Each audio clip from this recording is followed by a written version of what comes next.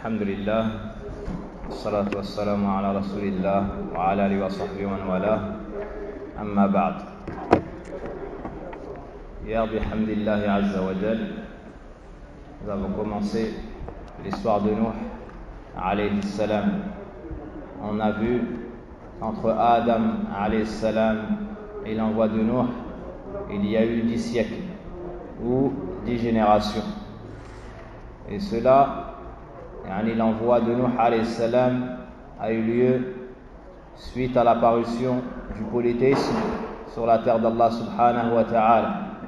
Et cela dû à l'exagération portée à l'égard de 5 personnes pieuses dont le nom a été cité dans Surat Nuh. وقالوا لا تذرن آلهتكم ولا تذرن ودا ولا سواعا ولا يغوث ويعوق ونسرا. On a vu le Athar ibn Abbas radiallahu anhu dans lequel il nous dit que ce sont le nom de 5 personnes pieuses du peuple de Nuh. On a également expliqué le respect qu'on doit vouer aux prophètes et aux personnes pieuses, alayhim as-salatu was-salam, mais cela sans exagération. Le prophète sallallahu alayhi wa sallam nous a interdit d'exagérer à son sujet dans les éloges. On doit donc les aimer, les prendre pour exemple, les respecter, mais en aucun cas les adorer, ni les faire sortir du caractère de serviteur d'Allah subhanahu wa ta'ala. On a également défini al-shirk. On a vu la gravité de ce péché, c'est le pire péché. On a vu qu'il se divisait en deux, al-shirk al-akbar wal-asghar. Le grand polythéisme faisant sortir de l'islam, contrairement au petit polythéisme.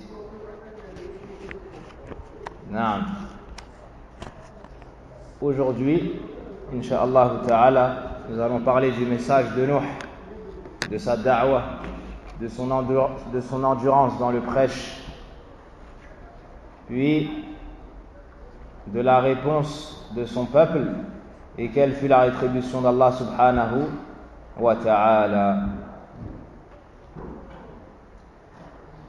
إذن لما وقع الشرك في أرض الله بعث الله نوحا إلى هذا القوم وأول ما قال لهم يا قوم اعبدوا الله ما لكم من إله غيره وفي سورة هود ألا تعبدوا إلا الله ومعنى ذلك لا إله إلا الله. فبداية الدعوة الرسل بدءا بنوح عليه السلام وختاما بالنبي صلى الله عليه وسلم محمد التوحيد. Donc la première chose à laquelle a appelé Nuh son peuple alayhi salam est de renier le droit à l'adoration pour tout autre que Allah et affirmer que le seul qui méritait l'adoration était Allah subhanahu wa ta'ala. Et cela n'est pas propre à Nuh, mais ça a été le prêche de tous les messagers, de tous les prophètes. Celui qui lit le Coran verra que chaque messager, chaque prophète est venu appeler son peuple à cela. Et ils ont même commencé par cela. Et Allah Azza wa Jalla les unit tous dans ce verset. وَلَقَدْ بَعَثْنَا فِي كُلِّ أُمَّةٍ رَسُولًا أَنِ اعْبُدُوا اللَّهَ وَاجْتَنِبُوا الطَّاغُوتَ. Et nous avons envoyé dans chaque communauté un messager pour leur dire n'adorez que Allah et éloignez-vous de ce qui est adoré en dehors de lui. Donc voici le prêche des prophètes et messagers. C'est donc la première chose par laquelle nous devons commencer. C'est la chose la plus importante que nous devons étudier, maîtriser, enseigner, transmettre. Le prêche de celui qui veut la réussite doit être basé sur la ilaha illallah. Celui qui n'a pas cette base, son prêche ne sera pas béni et il ne réussira pas. Il ne réussira pas car il sera sorti de la voie des prophètes et messagers avant lui. Et c'est ainsi que le prophète sallallahu alayhi wa sallam Muhammad a éduqué ses compagnons. Par exemple, lorsqu'il envoya Mu'adh radiallahu anhu au Yémen, il lui dit Ya Mu'adh, innaka ta'ti qawman ahla kitab falyakun awwal ma tad'uhum ilay an yuwahhidu Allah. في رواية شهادة أن لا إله إلا الله. Donc, Lorsque le prophète sallallahu alayhi wa sallam a envoyé Mu'adh au Yémen, il lui a enseigné comment faire ad-da'wa et par quoi il devait commencer. Il lui a dit: tu vas te rendre à un peuple des gens du livre. Que la première chose à laquelle tu les appelles soit l'unicité d'Allah, soit la ilaha illallah. فإنهم أطاعوك لذلك فأعلمهم أن الله افترض عليهم 5 صلوات في اليوم والليلة. S'ils t'obéissent dans cela, s'ils rejettent les fausses divinités et unifient Allah d'un culte sincère, à ce moment-là seulement, après cette étape, enseigne-leur qu'Allah leur a ordonné 5 prières de jour comme de nuit.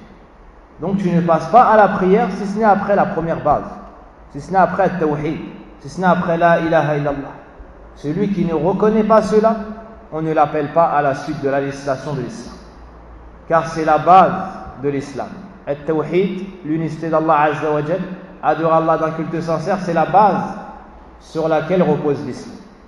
Sans cette base, la personne n'a pas d'islam. Même si elle prie, elle jeûne et effectue le pèlerinage tous les ans, tant qu'elle n'a pas cette base, la ilaha illallah, elle n'a pas d'islam. C'est donc la parole la plus importante. Nous devons donc la comprendre. Que signifie la ilaha illallah? La ilaha illallah, ma'nah la ma'bouda bihaqqin illallah. Le sens de la ilaha illallah est nulle divinité ne mérite véritablement d'être adorée excepté Allah. Donc cette parole se compose de 2 piliers. La ilaha, c'est le premier pilier, c'est la partie négative. Illallah, c'est le deuxième pilier, c'est la partie affirmative. Tu dois donc renier le droit à l'adoration pour tout autre que Allah. Puis affirmer que le seul à mériter entièrement toute l'adoration est Allah subhanahu wa ta'ala. Cela car c'est le seul créateur, le seul propriétaire, le seul maître, le seul gérant. C'est donc le seul qui mérite entièrement toute l'adoration. Donc tu dois retenir ce sens.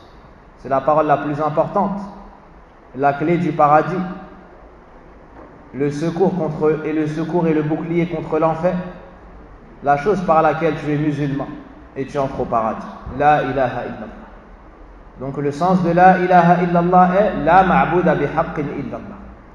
Allah nous dit dans son livre: ذَلِكَ بِأَنَّ اللَّهَ هُوَ الْحَقِّ وَأَنَّ مَا يَدْعُونَ مِن دُونِ الْبَاطِلِ. Et ceci est car Allah est la vérité et ce qu'ils invoquent en dehors de lui est le faux.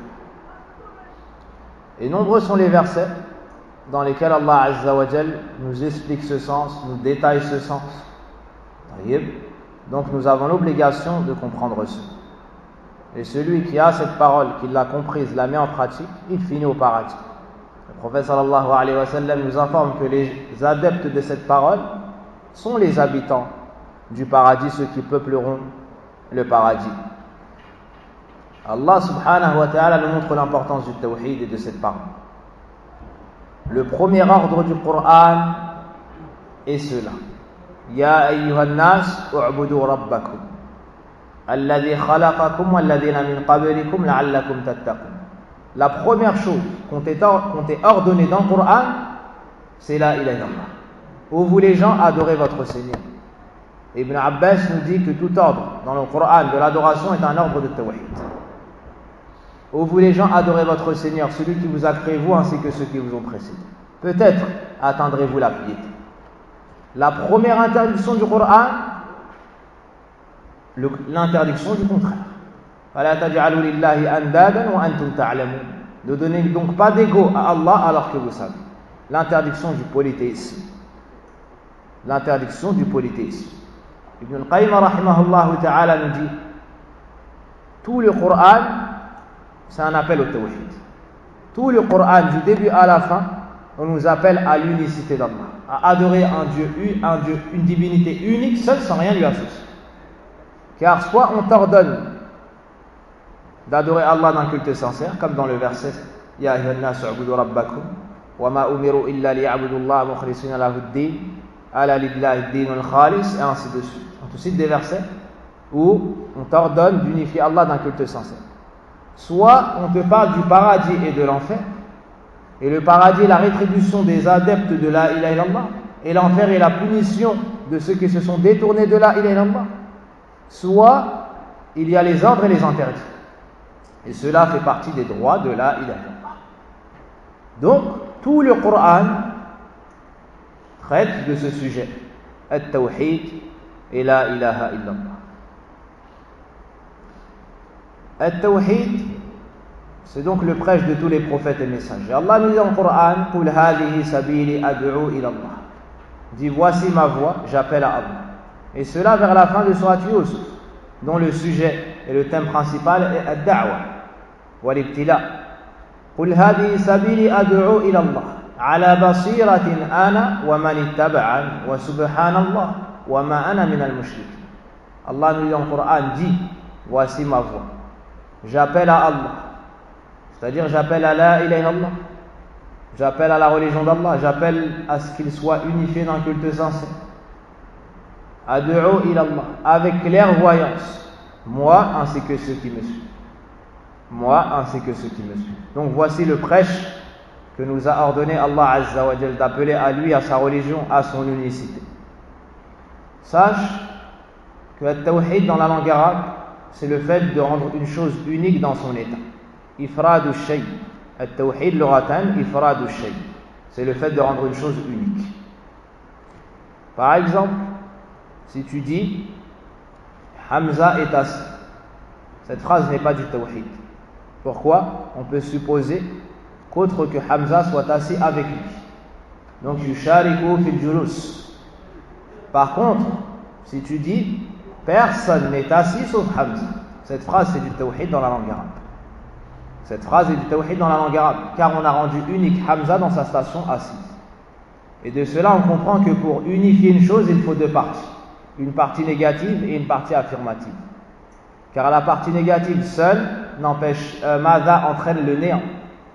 An-nafi al-mujarrad yasiluka ila al-adam.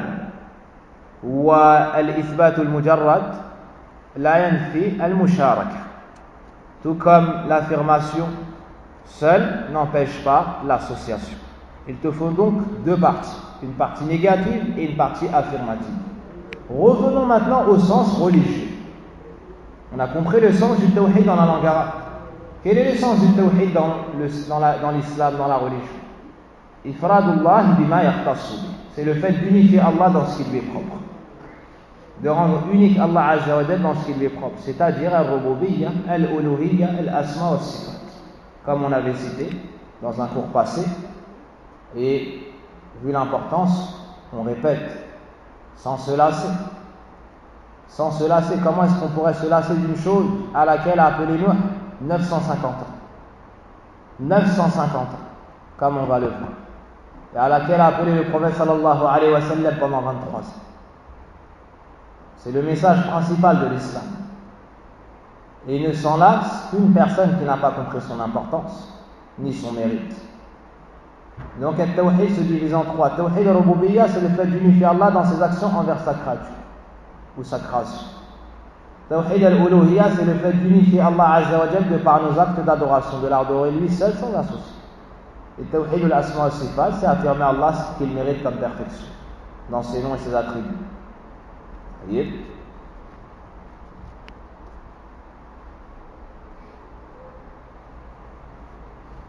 Donc toute leur vie, les prophètes ont appelé à cela. Nuh alayhi salam a demandé à son peuple d'adorer Allah et leur a dit qu'ils n'ont pas d'autre divinité en dehors de lui. Est-ce qu'on doit comprendre de cela que le peuple de Nuh n'adorait pas Allah? On ne doit pas comprendre cela. Mais ils adoraient Allah et avec lui autre que lui. Donc ils sont tombés dans le polythéisme, dans al-shirku billah. Donc Nuh alayhi salam leur est venu pour leur dire délaissez tout ce que vous adorez excepté Allah, car c'est le seul à mériter entièrement l'adoration. Puis Nuh leur a dit inni akhafu alaykum azaba yawmin alim.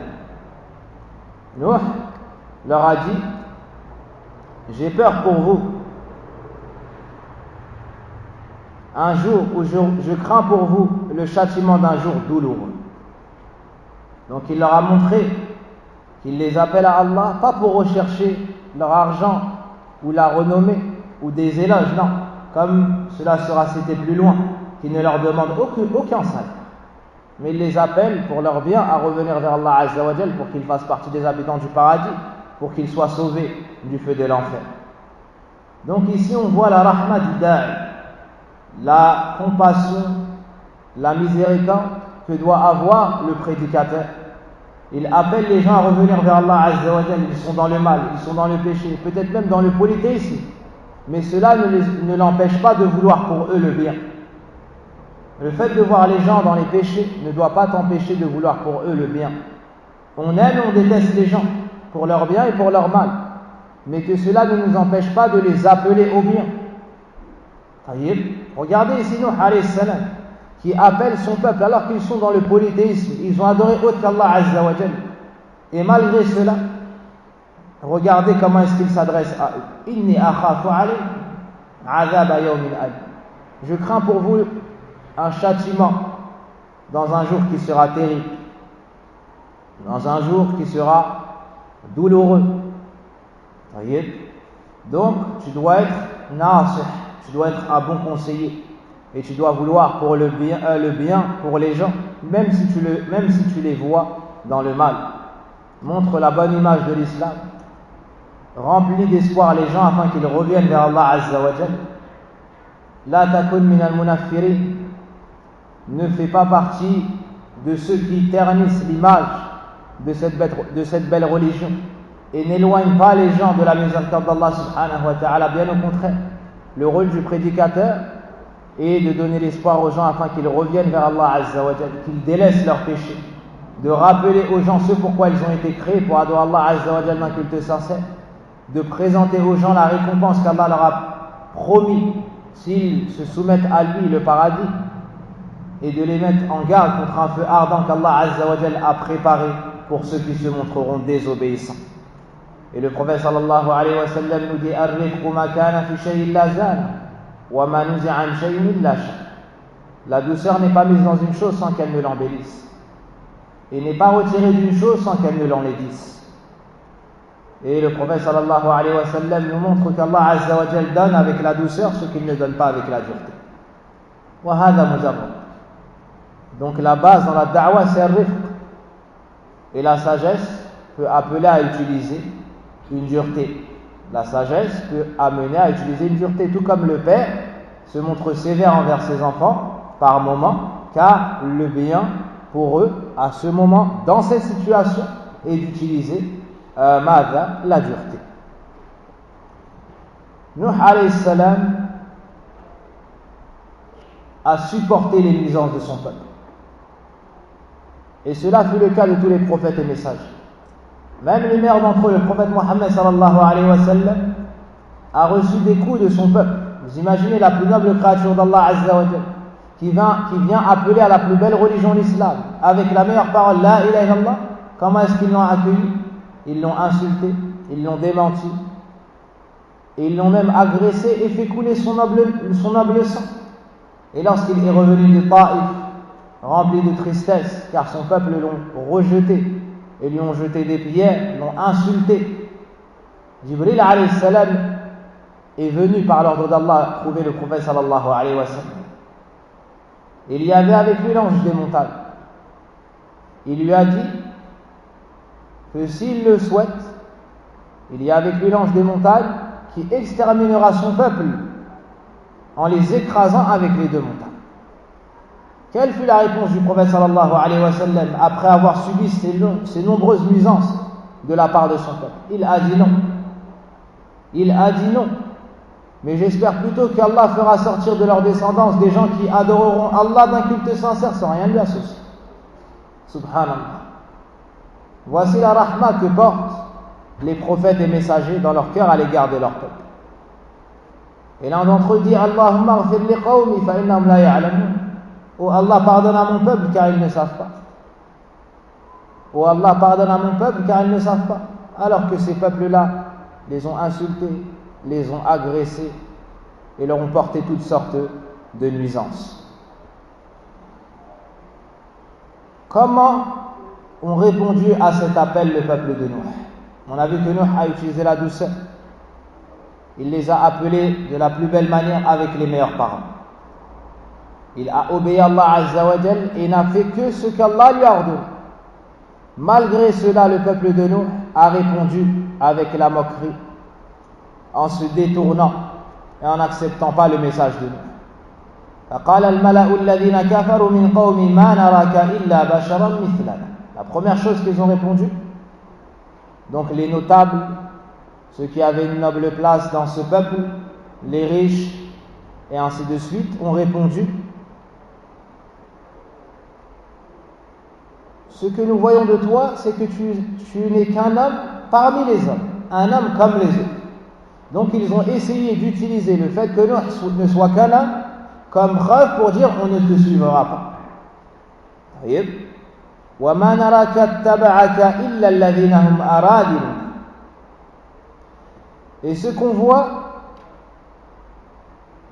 c'est que ce sont seulement les villes parmi nous qui te suivent, badi ar-ra'i, sans réfléchir. Ils n'ont pas pris le temps de méditer tes paroles, de prendre du recul. Non, ils t'ont suivi immédiatement.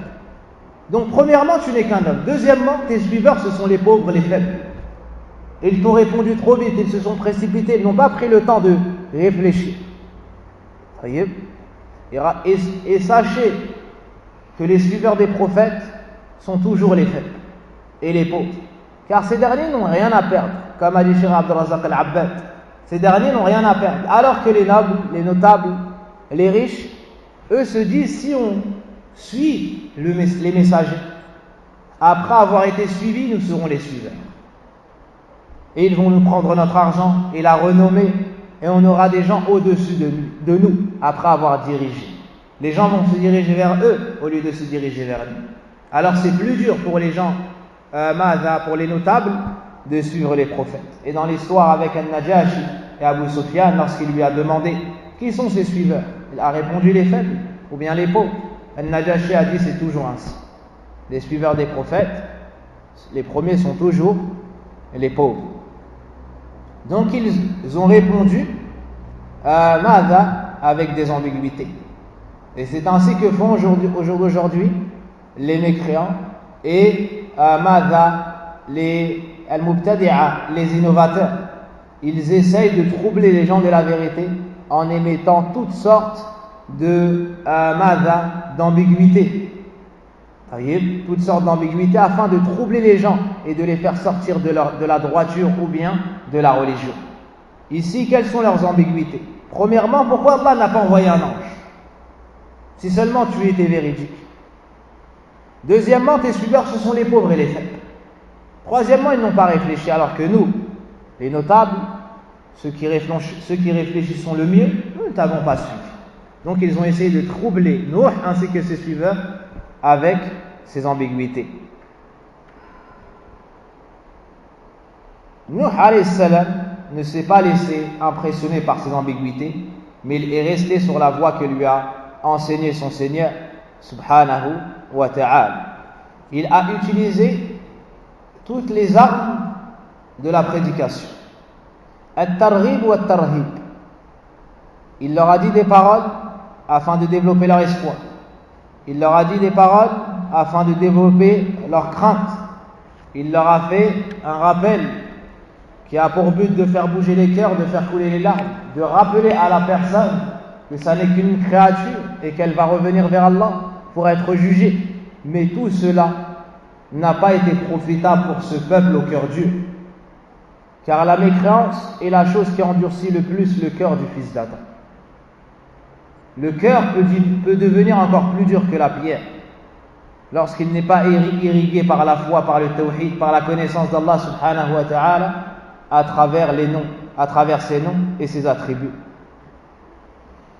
Il leur a dit U'budullah.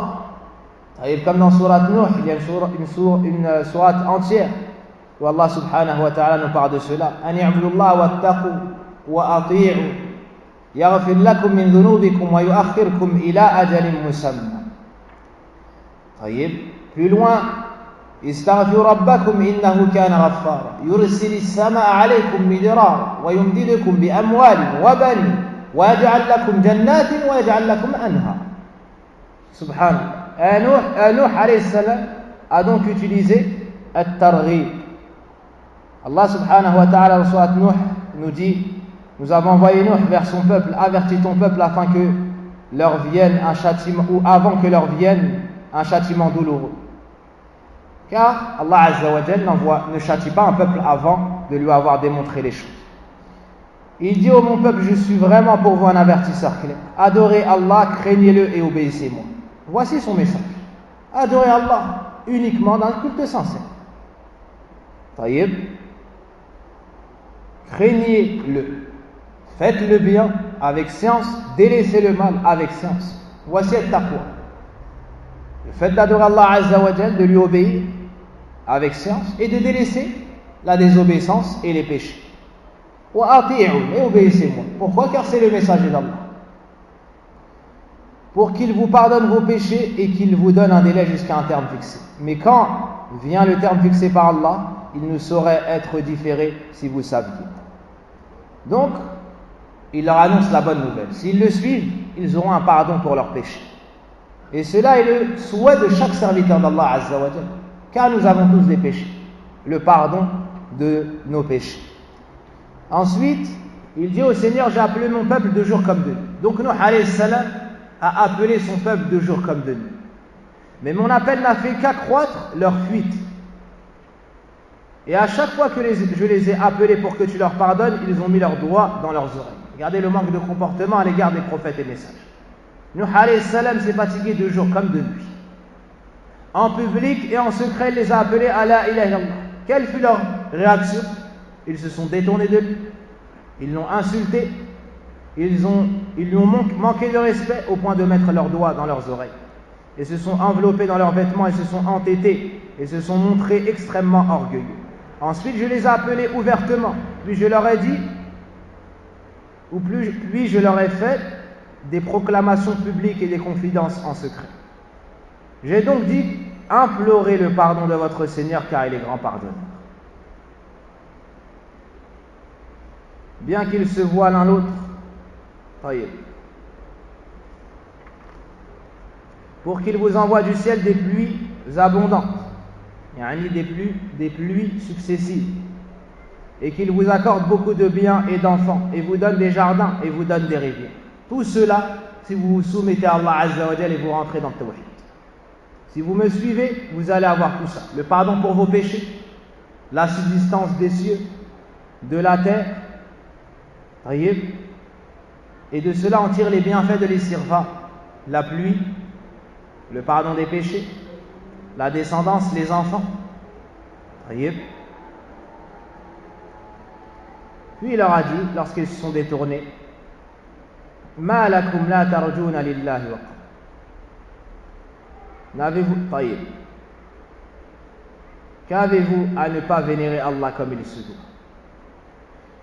Puis il leur a rappelé le début de leur création.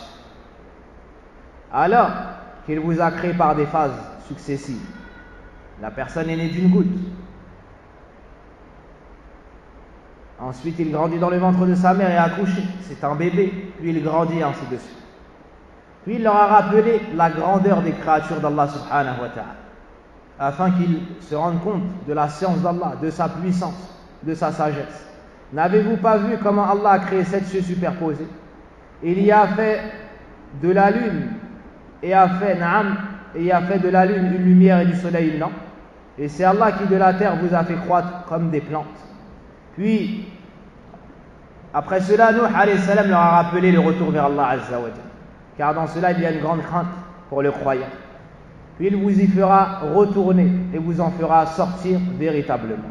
Et c'est Allah qui vous a fait de la terre un tapis pour que vous vous acheminiez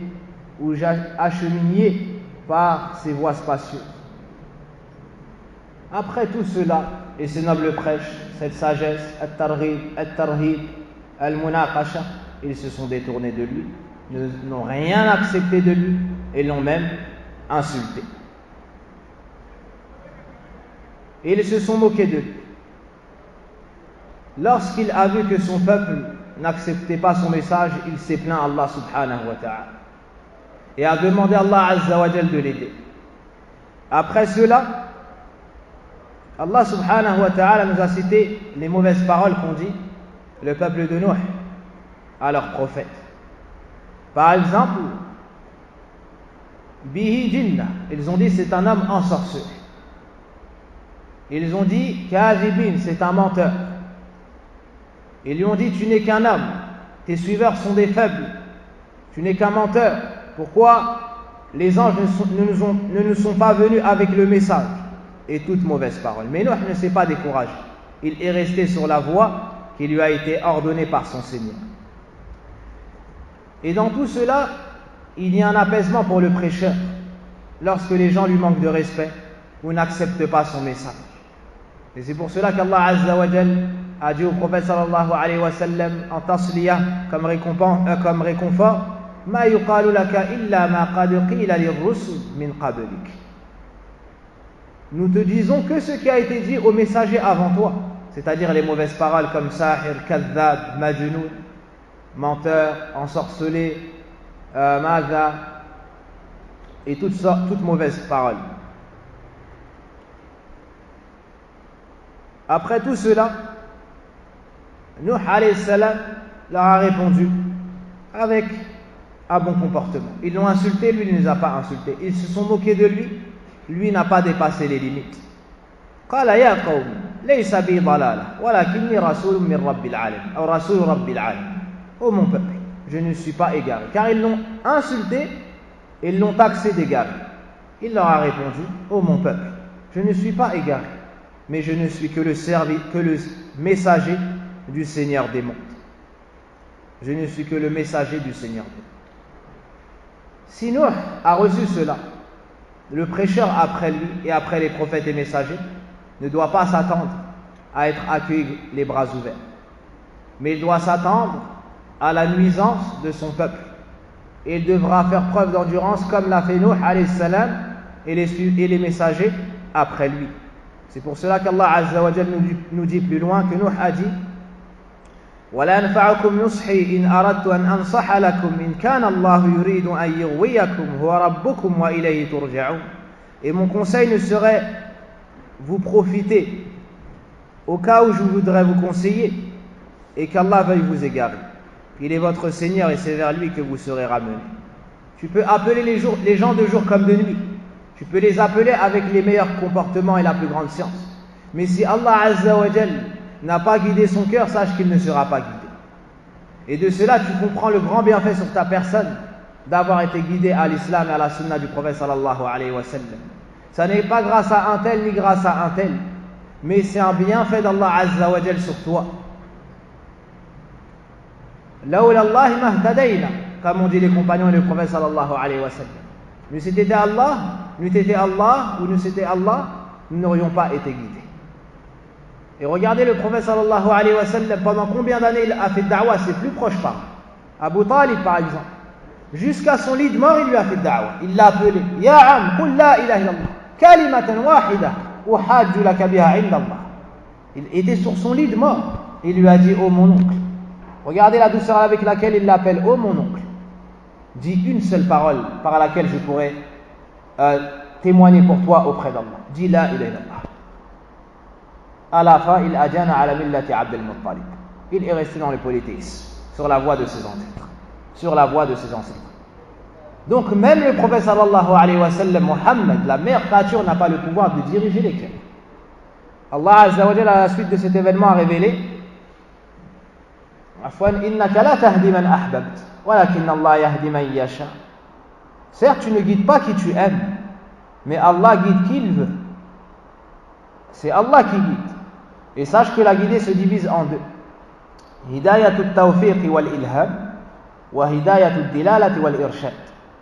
Il y a la guidée dans le sens de guider les cœurs et de permettre à la personne de suivre la bonne voie. Cela est propre à Allah. Wa min asma'illah al-hadi. Parmi les noms d'Allah, al-hadi. C'est le seul à pouvoir guider les cœurs et à permettre à la personne d'emprunter la bonne voie. Cela est propre à Allah Azza wa Jal. Personne ne procède la guider dans ce sens-là. Même les prophètes, ni les anges. La deuxième sorte de guider, c'est la guider dans le sens de montrer le chemin. Dans le sens de montrer le chemin. Et dans cela, quant à cela, Allah Azza wa Jal a affirmé cette guidée. En disant, wa innaka la tahdi ila siratin mustaqim. Certes, tu guides sur le droit chemin. en s'adressant au prophète Mohammed sallallahu alayhi wa sallam dans le Coran. وَأَمَّا ثَمُودُ فَهَدَيْنَاهُمْ فَاسْتَحَبُّوا الْعَمَى. Allah nous dit en Coran, concernant Thamoud, nous les avons guidés, mais ils ont préféré rester aveugles. Dans le sens, nous leur avons démontré et montré le bon chemin. Mais ils ont préféré rester dans les gardes. Vous voyez? Donc cela est un point très important. Et c'est le meilleur bienfait qu'Allah Azza wa Jalla accorde à son serviteur Al-Hidayah. Celui qui a été guidé à l'islam doit remercier Allah Azza wa Jalla sans cesse. Et demander à Allah Azza wa Jalla al-thabat, à être raffermi sur ce chemin. Et c'est la plus grande dua qui a été citée dans le Coran, dans la meilleure sourate du Coran, Al-Fatiha. Ihdina as-sirata al-mustaqim. Et avant de dire cette dua, Allah Azza wa Jalla t'a enseigné comment lui demander. En commençant par ses éloges et proclamer sa louange. Alhamdulillahi Rabbil Alamin, Ar-Rahman Ar-Rahim, Malik Yawmiddin. Ensuite, tu proclames l'unicité d'Allah dans la divinité. Iyyaka na'budu wa iyyaka nasta'in. Après tout cela seulement, tu dis Ihdina as-sirata al-mustaqim. Guide-nous sur le droit chemin. Sirata alladhina an'amta alayhim. Le chemin de ceux dont tu as comblé de tes bienfaits. Ghayr al-maghdubi alayhim wa lad-dallin. Non pas le chemin des égarés, ni de ceux qui encourent ta colère. Donc le fait qu'Allah te montre le bon chemin, te l'enseigne et te permette de l'emprunter et d'y rester, c'est le plus grand bienfait. Et tu as tellement besoin de cette guidée qu'Allah Azza wa Jalla t'a rendu cette dua obligatoire au minimum 17 fois par jour. Au minimum 17 fois par jour, dans chaque salat. Dans chaque raka'ah, tu prononces cette dua. Et si tu pries une prière nafila, surrogatoire, ta prière ne sera pas valable sans avoir demandé à Allah Azza wa Jalla l'hidayah. Donc cela nous montre l'importance de la guider. Et Ibn al-Qayyim rahimahullah ta'ala nous dit que l'homme a plus besoin de la guider que l'air. Que l'air avec laquelle il respire. L'imam Ahmed rahimahullah ta'ala, si je ne me trompe pas, une parole semblable. بعد هذه الدعوة المباركة الطويلة المستمرة المبنية على العلم والحكمة والرفق قال قوم نوح وقالوا لا تذرن آلهتكم ولا تذرن ودا ولا سواعا ولا يغوث ويعوق ونسر. Après ce prêche magnifique, orné de la meilleure manière, de douceur, de science, d'exhortation, quelle fut la réponse du peuple de Nuh? Ils ont dit, ne délaissez pas vos divinités et ne délaissez pas Wad, Ya'outh, Ya'ouq, Nasr. Naam, wa qalu taduna la takuma tadun waddan wala ya'outh waddan wala suwa', naam, et suwa'. C'est 5 personnes. Ne délaissez pas leur adoration. Voici la réponse du peuple de Nuh. Ils lui ont également dit Ya Nuh, qad jadaltana fa aktharta jidalana fa'tina bima ta'iduna in kunta min as-sadiqin. Ils lui ont également dit Ô Nuh,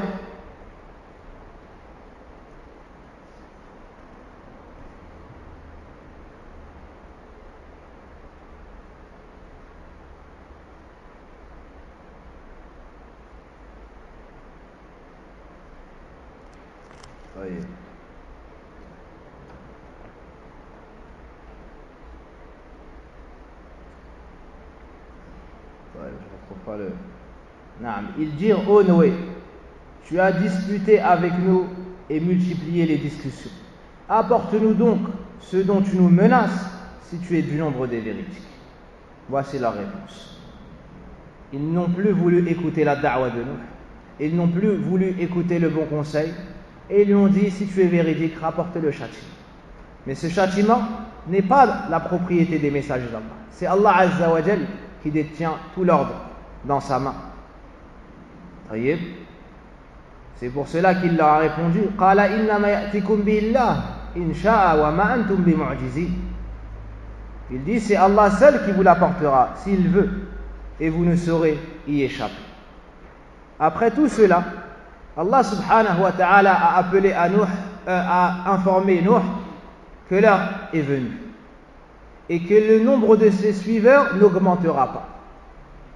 Que le nombre de ses suiveurs n'augmentera pas. Wa uhiya ila Nuh annahu lan yu'mina min qawmika illa man qad amana.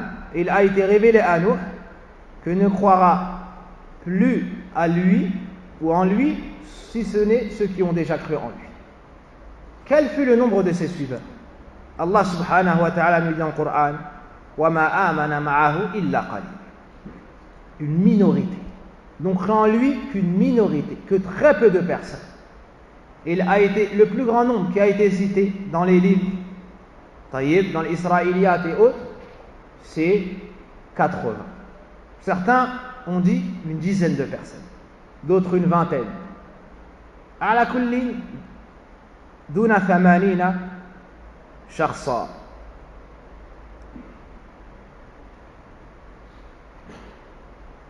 بل دون 40, plutôt moins de 40. Le maximum de ce qui a été cité, c'est 40. وحسبنا ما ذكر الله سبحانه وتعالى في القرآن أنهم قليل. Et il nous suffit ce qui a été cité dans le Coran. Ils sont très peu. Alors qu'Allah Azza wa Jal nous dit que Nuh a fait da'wa à son peuple 1000 ans sauf 5 ans, moins 50. C'est-à-dire 950 ans. Pendant 950 ans, il les a appelés à l'islam, à la ilaha illallah. Combien ont cru en lui? Une minorité. Très peu de personnes l'ont suivi. À ce moment-là, Nuh alayhi salam a fait dua contre son peuple et a demandé le secours d'Allah subhanahu wa ta'ala. قال نوح ربي لا تذر على الأرض من الكافرين ديارا. Il a demandé à Allah Azza wa Jal d'exterminer tous les kuffars qui se trouvent sur la terre. Pourquoi? Car si ils vivent et enfantent, ces gens-là vont faire du shirk et égarer les serviteurs d'Allah subhanahu wa ta'ala qui seraient sur at-tawhid, comme cela a été cité à la fin de surat Nuh. Puis Allah Azza wa Jal a ordonné à Nuh une autre chose. Wasna'il fulk. Il lui a ordonné de construire l'arche, un bateau immense. Un bateau immense sur lequel ils devront monter lorsque le châtiment d'Allah Azza wa Jal viendra. Car comme vous le savez tous, le peuple de Nuh a reçu comme châtiment at-tufan, la tempête. طيب. واصنع الفلك بأعيننا ووحينا ولا تخاطبني في الذين ظلموا إنهم مغرقون. Et construis l'arche sous nos yeux et d'après notre révélation, et ne m'interpelle plus au sujet des injustes, car ils seront noyés. Nuh alayhi salam a donc été éprouvé une fois de plus. Et c'est le cas pour tous les prédicateurs. Pour voir lequel d'entre eux sera le véridique et lequel d'entre eux va délaisser da'wa, va faiblir. Et sachez que Nuh alayhi salam n'est pas devenu le premier de Ulil Azm, le premier messager envoyé aux gens de la terre, ni n'a fait partie de Ulul Azm min ar-Rusul, si ce n'est après avoir été éprouvé et réussi ses épreuves. Donc il a construit l'arche avec les croyants. Il fut dit qu'il a mis 100 ans pour avoir le bois nécessaire à construire l'arche. Et qu'il aurait même planté des arbres, attendu qu'ils poussent, pris le bois pour pouvoir faire l'arche. Donc il a pris énormément de temps et ça a été extrêmement difficile. Et ce bateau avait 3 degrés. Le en bas, le premier, pour ad-dawab,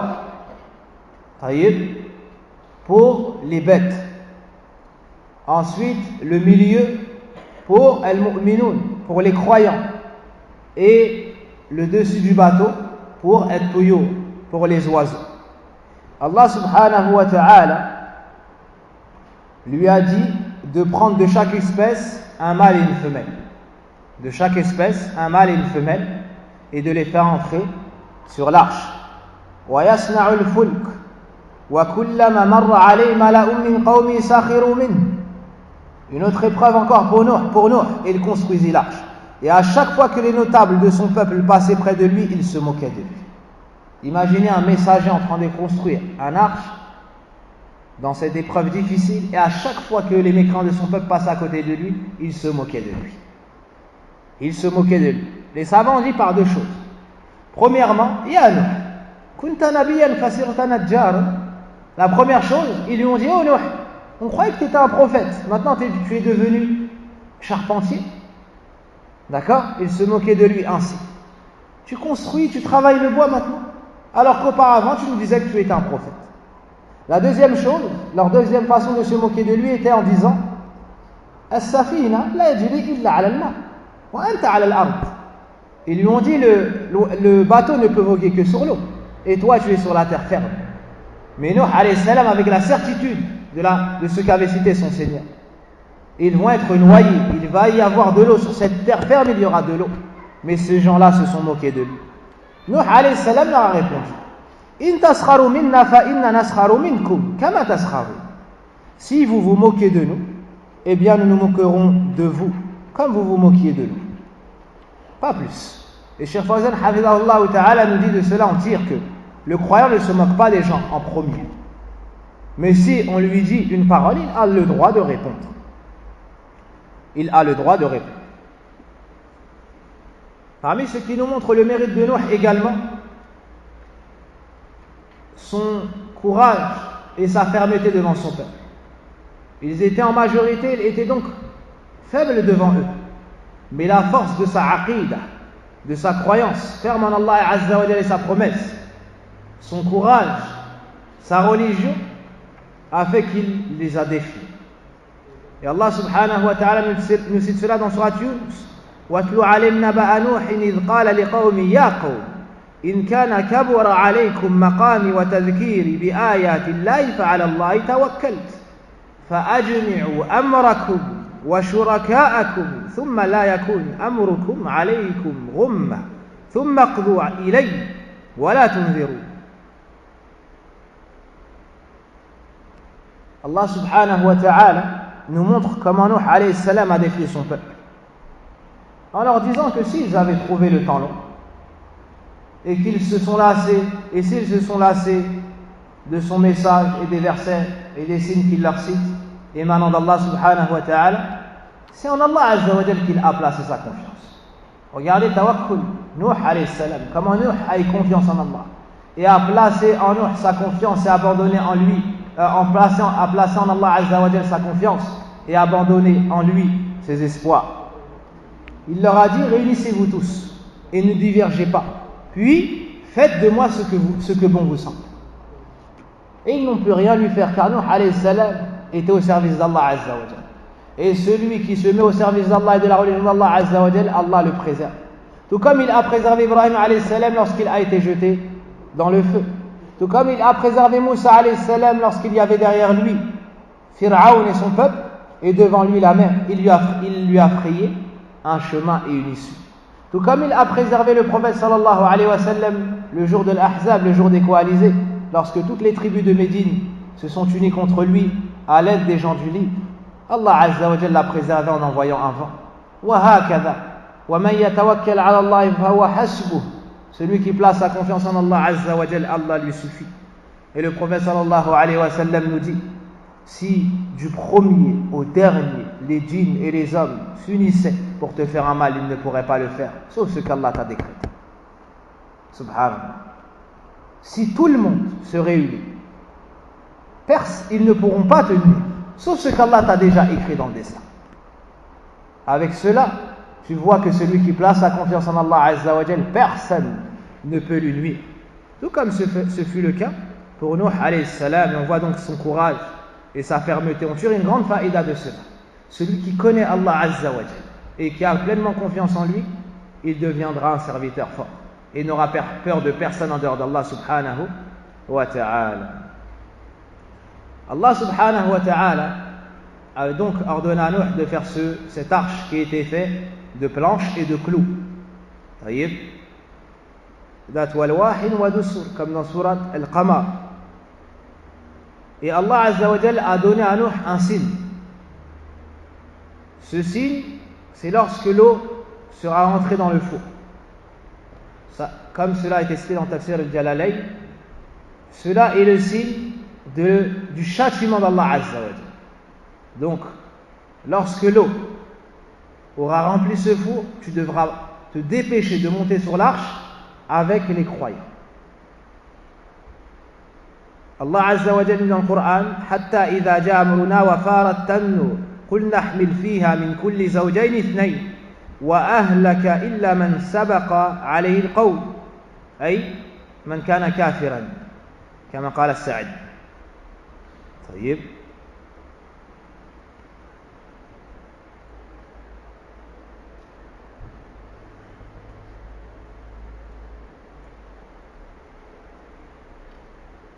Donc Allah subhanahu wa ta'ala nous dit, et il fait révéler à Nuh, de ton peuple il n'y aura plus de croyants que ceux qui ont déjà cru.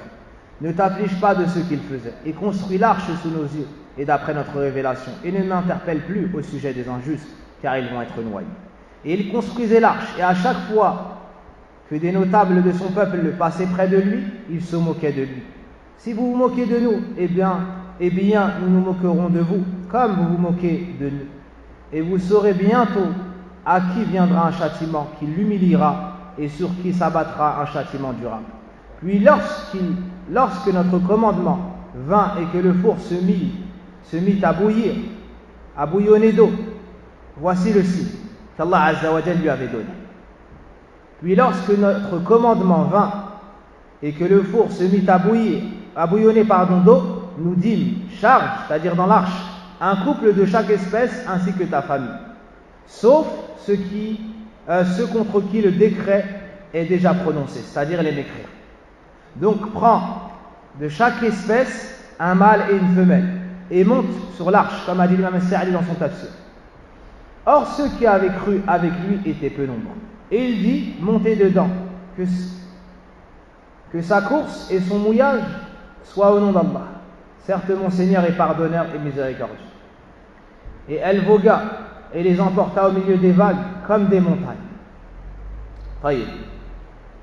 حتى إذا جاء أمرنا وفار التنور قلنا احمل فيها من كل زوجين اثنين وأهلك إلا من سبق عليه القول وما آمن معه إلا قليل. وقال اركبوا فيها بسم الله مجراها ومرساها إن ربي غفور رحيم وهي تجري بهم في موج كالجبال ونادى نوح ابنه. Donc ils sont montés sur l'arche. Allah Azza wa Jal a ordonné au ciel de pleuvoir et a ordonné à la terre de faire jaillir son eau. Il y a eu tellement d'eau qu'Allah subhanahu wa ta'ala a décrit les vagues comme des montagnes. Imaginez cela. Nuh vogue sur ce bateau et il y a des vagues devant lui à l'image de montagnes. Telles des montagnes dans leur grandeur et leur immensité. À ce moment-là, Nuh alayhi salam a vu son fils. Les historiens ont dit que Nuh alayhi salam avait 4 enfants, 4 garçons. Un s'appelait Ham, l'autre Sam, l'autre Yafis, Taïb et le dernier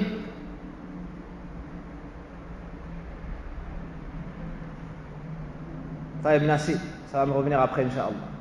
À la kulli hal, celui-ci dans les livres des gens du livre est appelé Canaan.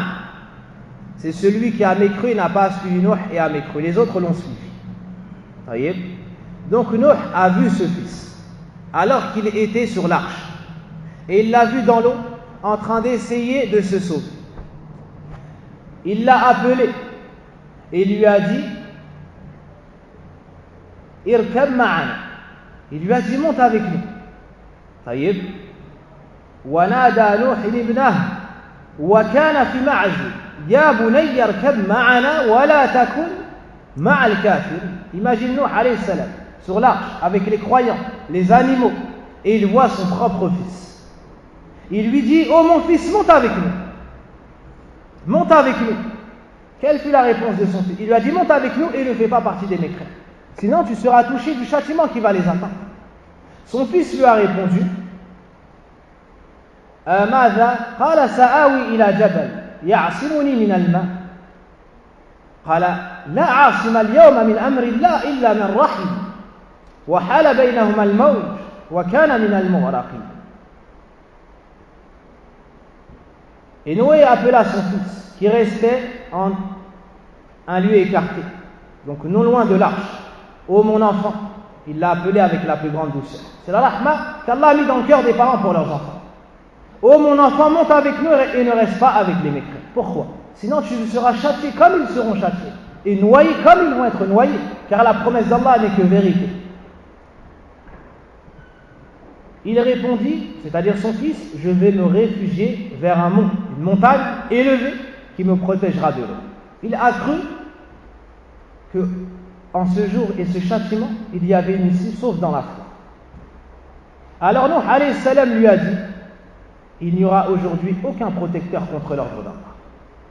Aucun protecteur, ni force, ni personne, ni montagne, ni bouclier, ni rempart. Tous périront sauf ceux à qui Allah a fait miséricorde, c'est-à-dire les croyants. Et il fut dit aux terres, absorbe ton eau. Ensuite, il y a donc eu la noyade de ce fils. Il est donc décédé. Car Allah Azza wa Jalla avait ordonné au ciel de pleuvoir et à la terre de faire sortir son eau.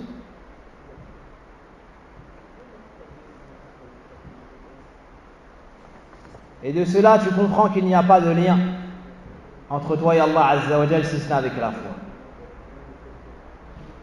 Cet enfant, c'était le fils de qui? De Nuh alayhi salam, un messager min ulil azm, et pourtant regardez sa finalité parce qu'il n'a pas cru en Allah Azza wa Jalla et ne l'a pas unifié d'un culte sincère. Alors, à plus forte raison, celui qui n'a pas comme parent un messager ni un prophète. S'il sort de l'islam, Allah Azza wa Jalla ne lui fera pas miséricorde.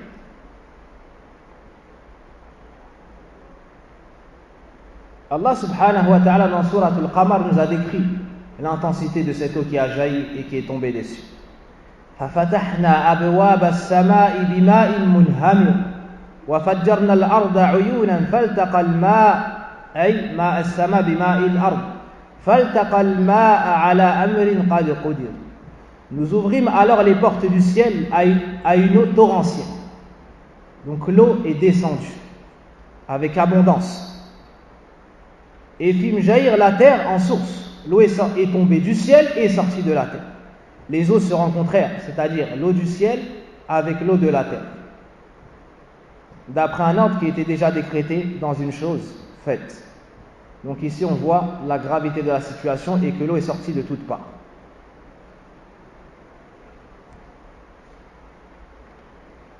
Donc si le châtiment vient, le mécréant ne pourra pas s'en sauver, même si son père c'est Nuh alayhi salam. Et rappelez-vous l'histoire qu'on a souvent citée, l'histoire de Abu Talib avec le prophète sallallahu alayhi wa sallam lorsqu'il a appelé à l'islam. Il a refusé de suivre, il est mort. Le prophète sallallahu alayhi wa sallam a dit, il est en enfer, au moins profond de l'enfer, dans l'endroit le moins profond de l'enfer. Quel est son châtiment? Il a de la braise sous les pieds et le feu atteint ses chevilles, comme une flaque d'eau mais en feu, qui atteint ses chevilles. Ça fait bouillonner son sang à un point tel que son cerveau est porté à ébullition. Et c'est le châtiment le plus petit des habitants de l'enfer. Alors que c'est l'oncle qui s'est occupé du prophète sallallahu alayhi wa sallam. C'est l'oncle du prophète sallallahu alayhi wa sallam qui l'a défendu contre son peuple. Mais lorsqu'il ne l'a pas suivi dans la foi, regardez son châtiment. Il est en enfer, il a de la braise qui fait sous les pieds, qui fait bouillonner son sang au point d'atteindre le cerveau et ça fait bouillonner son cerveau. Et il dit, je suis celui qui souffre le plus, alors que c'est celui qui souffre le moins. Voici le châtiment de son oncle. Et rappelez-vous de l'histoire d'Ibrahim alayhi salam avec son peuple, plutôt avec son père yawm al-qiyamah. Yalqa Ibrahim abahu azar yawm al-qiyamah ala wajhi qatara wa ghaba. Le prophète sallallahu alayhi wa sallam nous dit qu'Ibrahim alayhi salam va rencontrer son peuple yawm al-qiyamah. Et il y aura sur son visage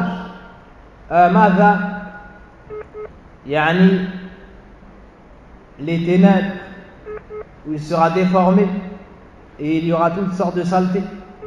Son peuple dira, plutôt son père lui dira, Ibrahim, aide-moi. Ibrahim alayhi salam lui répondra, oh mon père, ne t'avais-je pas dit de me suivre? Alors Azar répondra à Ibrahim alayhi salam, aujourd'hui je ne te désobéirai pas. aide-moi, aujourd'hui je t'obéirai. Dis-moi ce qu'il faut faire pour être sauvé. Mais ce jour-là, ce sera trop tard. Alors Ibrahim alayhi salam, et vous savez tous qui est Ibrahim alayhi salam, Khalil Rahman, l'ami intime d'Allah, un des meilleurs prophètes, le meilleur des prophètes et des messagers après le prophète Mohammed sallallahu alayhi wa sallam. C'est lui qui a cassé les idoles de sa main. Il dira: ô mon Seigneur, tu m'as promis de ne pas m'humilier le jour de la rétribution. Et quelle plus grande humiliation que de voir son père jeté et éloigné, c'est-à-dire dans l'enfer. Alors Allah Azza wa Jalla répondra: écoutez cette réponse. Inni harramtul jannah ala al-kafir. J'ai interdit le paradis aux mécréants. Qui est-ce qui s'adresse à Allah? Ibrahim alayhi salam, son bien-aimé. Pourtant Allah Azza wa Jalla refusera son appel. Puis il dira: oh Ibrahim, regarde sous tes pieds. Ibrahim alayhi salam verra quoi? Une hyène, la femelle du hyène. Et on ordonnera aux anges de la prendre par les pattes. Donc cette hyène sera le père d'Ibrahim alayhi salam qui sera transformé. Il va être représenté et transformé en hyène. On va prendre cette hyène par les pattes et la jeter en enfer. Voici la finalité du père d'Ibrahim alayhi salam. Donc on ne s'étonne pas si le fils de Nuh alayhi salam a péri du fait qu'il n'a pas prononcé la ilaha illallah et n'a pas suivi son prophète et son messager, qui était en plus de cela son père.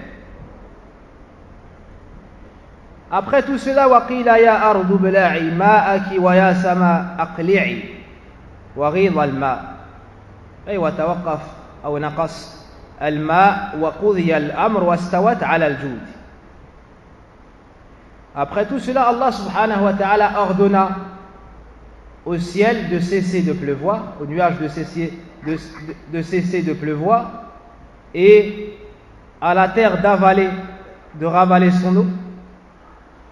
Et l'arche s'est arrêtée sur Al-Joud. Al-Joudi, c'est une montagne. Les savants ont dit, soit c'est Ismu Jins, c'est un nom commun, d'accord, qu'on donne à toutes les montagnes, soit c'est un nom propre qu'avait une montagne.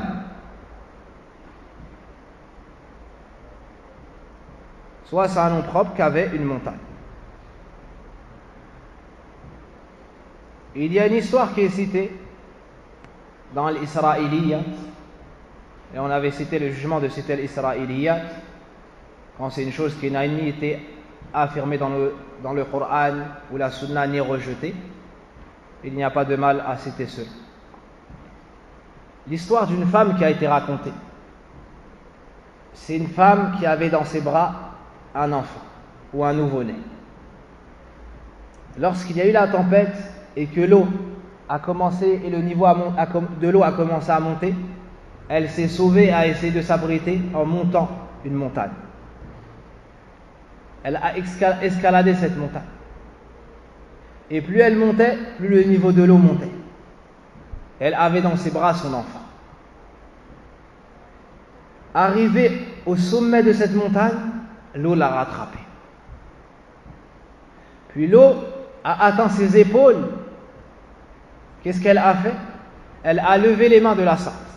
Pourquoi? Pour sortir la tête de son enfant de l'eau, pour sauver son enfant et qu'il ne se noie pas. Mais l'eau a continué de monter. Comme a dit Nuh, la asim al-yawm. Personne ne sera sauvé aujourd'hui devant l'ordre d'Allah. Puis l'eau a noyé cette femme. Il ne restait que l'enfant au-dessus. Puis l'eau a noyé également cet enfant. L'eau a noyé également cet enfant.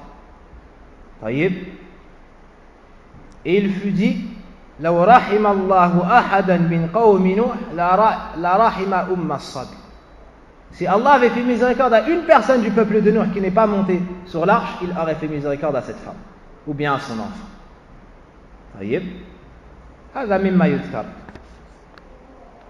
Donc les historiens ont cité que Nuh est monté avec un groupe de croyants, les animaux et 3 de ses enfants, car il en avait 4. le quatrième ayant péri. Le premier, c'est Ham, et de sa descendance sont venus les Berbères, al-Barbar wa Soudan, les Berbères et les Noirs. Ensuite, son fils Yafis, ou bien Sam, de sa descendance sont venus al-Arab, les Arabes, al-Rum wa al-Furs, les Romains et les Perses. Ensuite, Yafis, et de sa descendance est venu al-Turk, Ya'juj wa Ma'juj, les Mongols, le peuple de Ya'juj et de Ma'juj. Et le dernier, Yam, et c'est celui qui s'est noyé et dont on trouve l'appellation dans les livres des gens du livre, qui est Canaan, c'est celui qui est mort kafir. Donc il y a de nombreuses leçons dans l'histoire de la noyade du fils de Nuh. Et le fait de rechercher l'aide auprès d'Allah subhanahu wa ta'ala dans toutes les situations. Monter au nom d'Allah, on vogue au nom d'Allah. Donc tu dis toujours Bismillah afin de rechercher son aide, afin de rechercher sa bénédiction et son aide. Aussi on voit que Nuh a bien éduqué ses enfants, mais que lorsqu'Allah Azza wa Jal décrète que l'enfant ne fasse pas partie des gens de la foi, il ne fera pas partie des gens de la foi. On voit l'importance de l'éducation. Et lisez surat Luqman et comment Luqman a éduqué son enfant, l'appelant tawhid, à la bonne aqidah, puis à la prière, à la bienfaisance envers les parents, à craindre Allah Azza wa Jal, al-muraqaba, le bon comportement envers les gens, al-tawadu, et ainsi de suite. Après tout cela, et on va finir sur ça, Nuh alayhi salam a appelé Allah subhanahu wa ta'ala, car il n'a pas compris pourquoi son enfant a péri, alors qu'auparavant Allah Azza wa Jal lui avait dit de faire monter sur le bateau sa famille, et il lui avait promis de sauver sa famille. Donc Nuh alayhi salam a dit, donc wanada Nuh rabba faqala rabbi inna ibni min ahli wa inna wa'daka al-haq wa anta ahkamul hakimin. Et Noé invoqua son Seigneur et dit, ô mon Seigneur, certes mon fils est de ma famille et ta promesse est vérité et tu es le plus juste des juges. Nuh alayhi salam ne s'est pas révolté contre les destins, mais comme Allah Azza wa Jal lui avait fait cette promesse et que Allah Azza wa Jal est tout le temps véridique, Nuh alayhi salam a voulu comprendre. Nuh alayhi salam a voulu comprendre. C'est pour ça qu'il lui a dit, tu es le plus juste. Je ne me mets pas devant le décret. Et je sais que tout ce que tu fais n'est que sagesse et justice. Allah a répondu, Qala ya Nuh, innahu laysa min ahlik, innahu amalun ghayru salih, fala tas'alni ma laysa laka bi ilm, wa na'am inni a'idhuka an takuna min al-jahilin. Il dit, ô Noé, donc Allah, et il n'est pas de ta famille, il n'est pas de ta famille, car il a commis un acte infâme. Ne me demande pas ce dont tu n'as aucune connaissance. Je t'exhorte afin que tu ne sois pas du nombre des ignorants.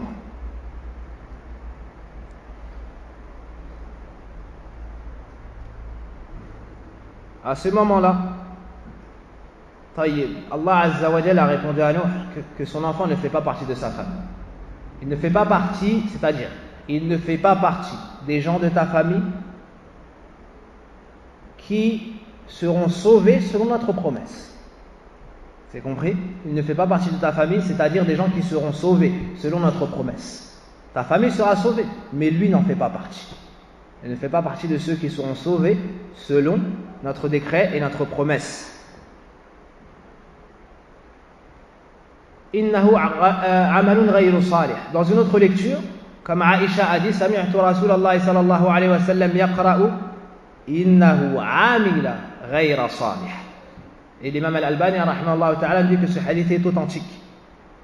Donc il ne fait pas partie de ta famille, il ne faut pas comprendre que c'est un enfant hors mariage, conçu hors mariage, car les épouses des prophètes ne peuvent pas tomber dans ce péché. D'accord? Et s'il avait été un enfant adultérin, le peuple de Nuh l'aurait dénigré par ce défaut. Mais ils n'ont pas dit cela. Il lui aurait dit, ton enfant n'est pas ton fils, et ce genre de paroles. Et donc, vu qu'ils ne l'ont pas dit, c'est la preuve que c'est vraiment son enfant. Deuxièmement, Allah Azza wa Jalla, le Coran nous dit, وَنَادَى نُوحٌ ibnahu. Il l'a appelé son fils.